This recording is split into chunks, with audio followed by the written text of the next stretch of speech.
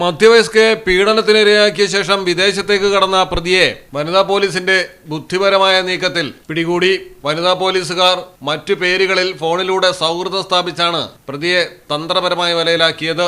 തൃശൂർ പാവറട്ടി സ്വദേശി 48 വയസ്സുള്ള PK സലീമാണ് പ്രതി. ചെങ്ങന്നൂർ സ്വദേശിയായ സ്ത്രീയെയാണ് പ്രതി വിവാഹ പരസ്യത്തിൽ നിന്ന് ഫോൺ നമ്പർ ശേഖരിച്ച് സൗഹൃദത്തിലാക്കിയതും ഉടൻ വിവാഹം ഉറപ്പിക്കാമെന്ന് വിശ്വസിപ്പിച്ച് ലൈംഗികമായി പീഡിപ്പിക്കുകയും ചെയ്തത്. തുടർന്ന് വിദേശത്തേക്ക് കടന്നുകളയുകയായിരുന്നു. താൻ വിവാഹമോചിതനാണെന്ന് തെറ്റിദ്ധരിപ്പിച്ചായിരുന്നു 3 വർഷത്തോളം ഇയാൾ പരാതിക്കാരിയുമായി ബന്ധം തുടർന്നത്. പ്രതി ഭാര്യയ്ക്കും മക്കൾക്കുമൊപ്പമുള്ള ചിത്രം സാമൂഹ്യ മാധ്യമങ്ങളിൽ കണ്ടതോടെയാണ് കബളിപ്പിക്കപ്പെട്ട വിവരം പരാതിക്കാരി അറിയുന്നത്. സമാനമായ രീതിയിൽ പ്രതി നിരവധി സ്ത്രീകളെ വഞ്ചിച്ചിട്ടുള്ളതായി പോലീസിന് വിവരം ലഭിച്ചിട്ടുണ്ട്.